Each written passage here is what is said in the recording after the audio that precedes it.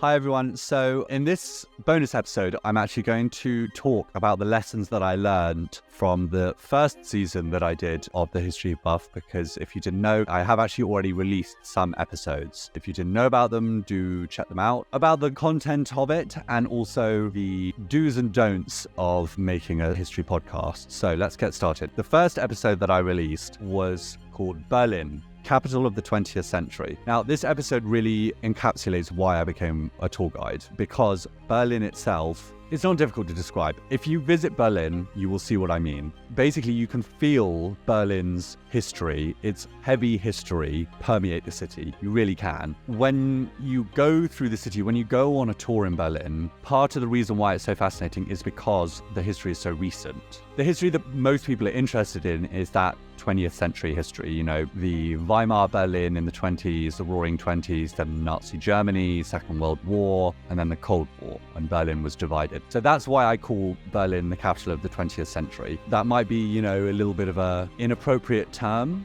because, you know, a lot of history happened in other places of the world in the 20th century, but just for me personally, I like to think of Berlin as the epicenter of the 20th century. That's what inspired this first episode. And it's really, you know, just me explaining what makes Berlin history so unique. Now, the next episode was Holodomor, the Soviet Union's man-made famine. Now, this is quite an important episode because it covers something that a lot of people don't know about. And it was basically a man-made famine that was actually carried out by the Soviet Union from 1933 until 1934, which involved the mass starvation of millions of Ukrainians that were basically persecuted as essentially rich peasants. And it's now classified these days as a genocide. It's something very important, which I think a lot of people need to know about. And so that's why I did the second episode of the first season about Holodomor. I want to do episodes about the other dictatorships in South America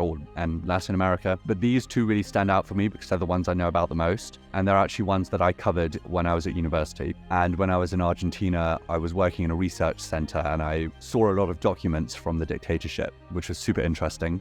Fourth episode was Royal Cousins, the King, the Kaiser, and the Tsar. This episode, the name of which is actually inspired by a book by a historian called Miranda Carter. It's a fantastic book. If you haven't read it, go and read it, because this episode was inspired by that. It basically talks about the three most powerful monarchs just before the First World War broke out in 1914. So that is King George of Great Britain, Tsar Nicholas of Russia, and Kaiser Wilhelm of Germany. And basically, it's just quite funny because all three of these monarchs are related, but that didn't stop them going to war with one another. And so that's what I wanted to explain in this episode. So if you're interested in the intricacies of pre-World War I Imperial Europe and World War I Imperial Europe, then you should definitely check this episode out because it's very, very interesting. The fifth episode is about the First World War and the causes of the First World War. Something that I learned whilst researching for this is that it was actually, I did always think it was because of the assassination of Archduke Franz Ferdinand, the First World War started, but it's not. There are a lot of complicated, long-running reasons as to why the First World War started. If you want to find out more about that, do give it a listen, because it is quite complex and multifaceted, very, very interesting. And obviously the First World War really, for me, could probably be considered the most catastrophic event in history, because it also then basically led to the Second World War, which was the most catastrophic war in history. So you can really think of the First World War as the kind of starting gun for everything that came after it in the 20th century. Now, the sixth episode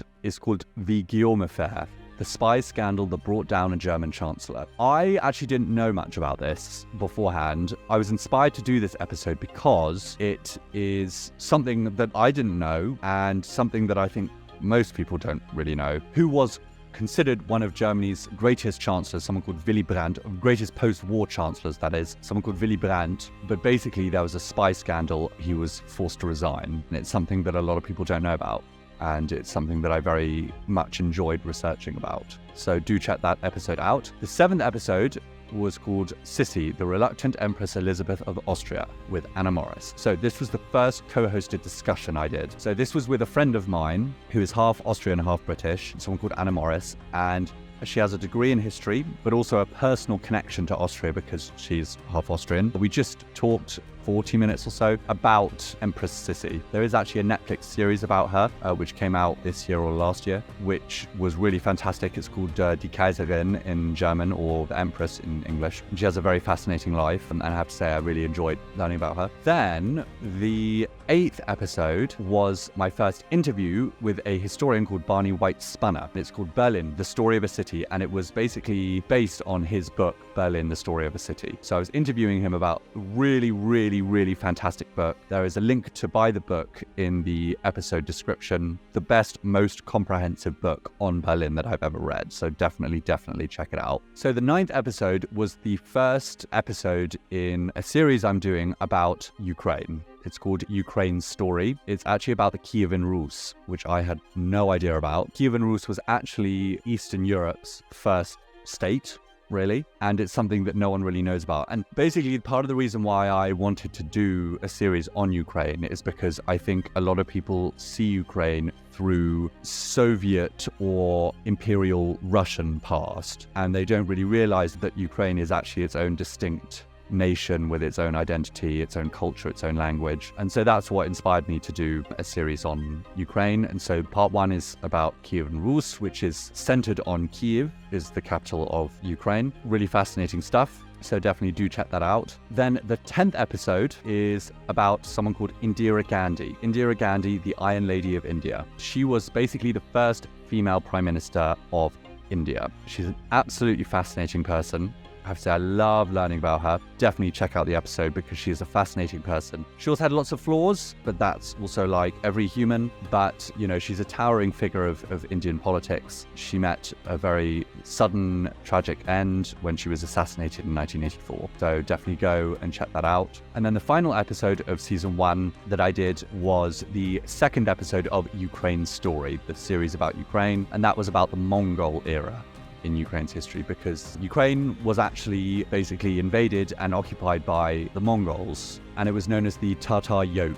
It brought a lot of social and economic and political changes to Ukraine's identity. If you want to learn about Ukraine as part of the Mongol Empire, do go and check out that episode. Basically, if you haven't listened to any of the first season, just go and check it all out because they were good episodes, I think. Anyway, if you want to learn about any of the stuff that I just talked about, something I learned about podcasting after having done 1 season, definitely have an editor, because I cannot tell you how long I spent editing my audio. It was the most frustrating thing in the world. I mean, I have very little patience anyway, but editing audio is the most frustrating thing in the world. I mean, I record my own audio anyway, and recording audio is stressful enough, especially when you do interviews and discussions which are not scripted. It's so difficult. And I just remember spending hours and hours and hours doing that. If you can afford it, definitely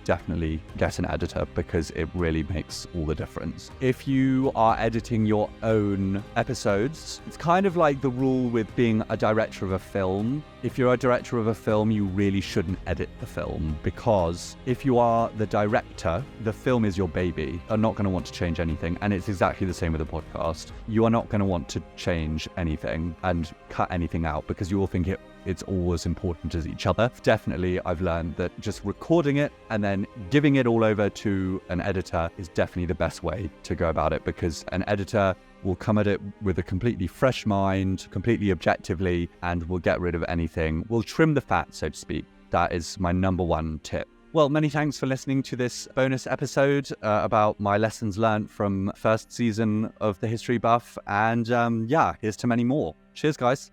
Bye.